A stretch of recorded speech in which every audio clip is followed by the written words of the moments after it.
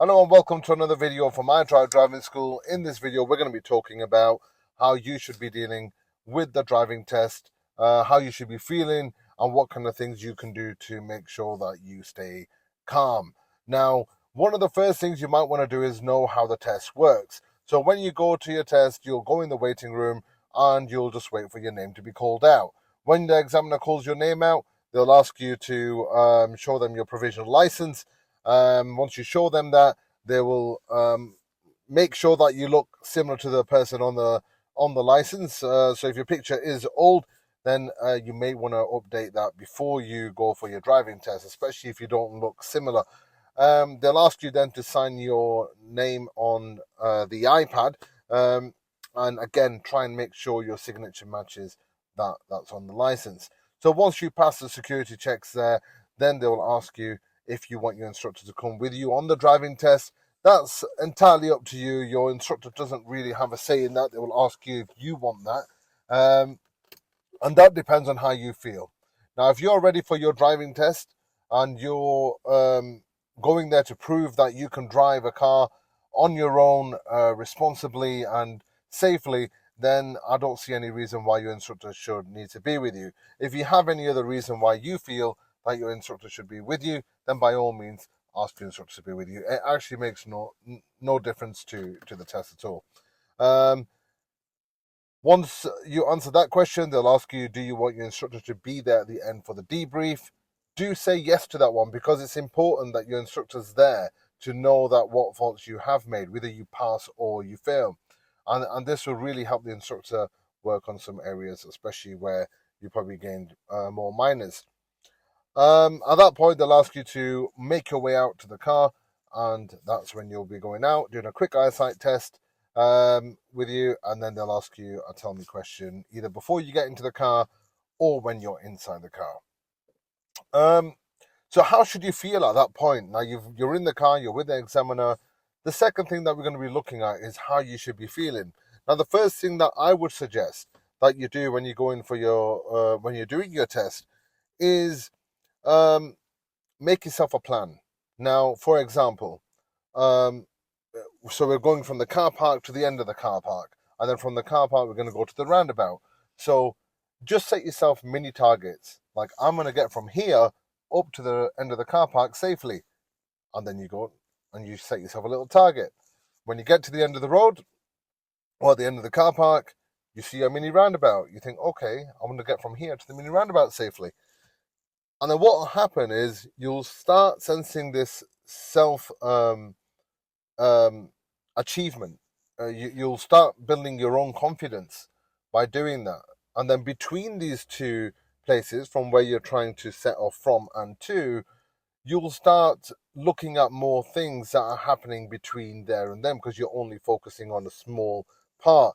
Now, one of the biggest mistakes that I've seen learners make is when they're going for the test, they're thinking about the whole thing and their mind is running at 100 miles per hour, and they end up missing things that are happening there and then because they're too busy thinking about what's happening too far ahead. So setting yourself small targets, that would be great. Another thing that you can do, which I think does help certain learners, is commentary drive. Now, you can do that either loud or you can do it in your head, but you're kind of talking yourself through what you're doing. For example, okay, so I'm coming to the end of the road. I want to check my mirrors. Signal. Okay, check both ways. For example, like that. But you can do that either loud or in your mind. It makes no difference. You will not be marked on your test for saying it out loud. So that is another thing that can help. So you will be nervous, and that's perfectly fine. There's nothing wrong with being nervous. And telling learners not to be nervous is the same as me telling you, oh, whatever happens, don't look up. Now you're tempted to look up, and if I say don't be nervous, you might end up being more nervous. So you got to now not only battle what you're going to be doing on the test, now you're trying to battle and fight with your nerves as well. Battle your nerves and you're trying to battle the test. And the best thing is relax. Don't worry about your nerves. Your nerves are going to be there. There's not much you can do about that. Okay, so it's good you're nervous, because that will help you. That will really help you see things better. So on the driving test day, what I would say to my learners, I would explain how the test works. And I'll say, okay, so how are you feeling? Um, I'll get a response saying, yeah, I'm feeling very nervous, a bit worried, I think I'm going to fail. Okay, that's great. So you're nervous. That's brilliant. Now, what I would like you to do, use those nerves to help you see things more better. Use those nerves to see things clearer. So when you're driving, you will see everything. Okay, everything that's coming up, signs, markings, you're going to see all of them. Yep, and you're going to be much more sharper. Things are going to be a lot more clearer. Why? Because you're channeling those nerves to help you with those things, which is brilliant. So the nerves is a good thing. Now, the second thing that we're going to do is make ourselves a plan.